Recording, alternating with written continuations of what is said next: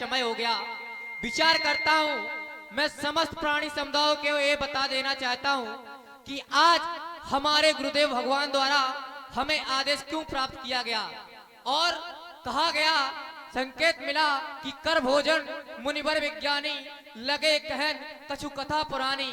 आखिर भोजन और भजन से क्या अभिप्राय है, इन दोनों में क्या संबंध है, आखिर भोजन के उपरांत ही क्यों कथाएं की गई, भोजन के पहले क्यों नहीं की गई। यदि भोजन और भजन को बराबर में लिख दिया जाए और आपस में तुलना की जाए तो भोजन में एक मात्रा आती है जो ये दर्शाती है कि भोजन जब भी करो मात्रा में करो।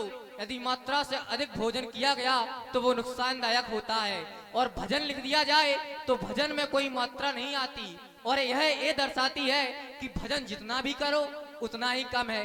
संकेत मिला, कहा गया बड़े भाग मानस तन पावा सुर दुर्लभ सद ग्रंथन गावा।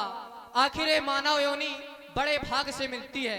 समस्त योनियों में मानव योनि को क्यों ही प्रधानता दी गई, इसका कारण है इस योनि में साधक अपनी साध की निकटता को प्राप्त कर लेता है। ऐसा होता कैसे है तो स्वयं महादेव ने कहा है, उमा कहो मैं अनुभव अपना सत हरि भजन जगत सब सपना।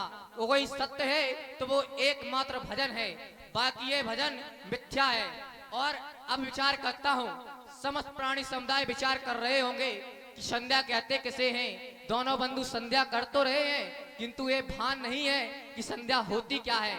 संध्या का अभिप्राय संधि से है, जहाँ पर दो व्यक्तियों का मेल हो या दो वस्तुओं का मेल हो उसे संधि कहते हैं। या फिर यूं कह ले एक का आना एक का जाना, इन दोनों का आपस में मिल जाना ही संध्या है।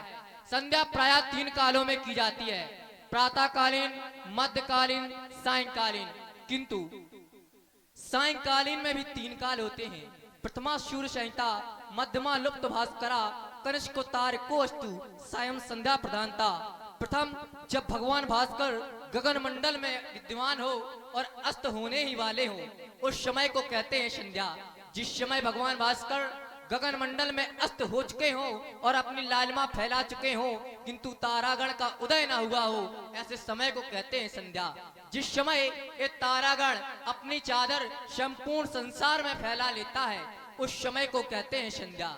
माँ संध्या की वंदना से होता क्या है, जो हमसे जाने अनजाने में पाप हो जाते हैं उन पापों से मुक्ति मिल जाती है।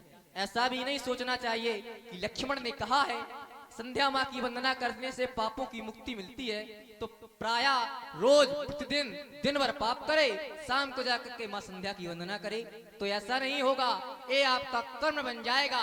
और कहा कर्म प्रधान विश्व करी रखा, जो जस करें सो तस फल चाका, उसका फल आपको चखना होगा।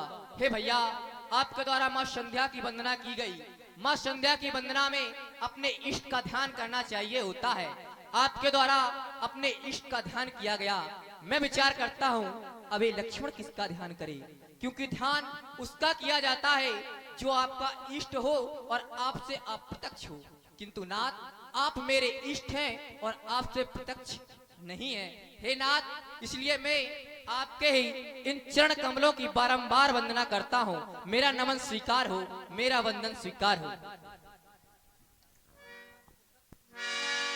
हेलो हेलो आप देख रहे हैं प्रभु राम ने जब इस धरा धाम पर इस मानव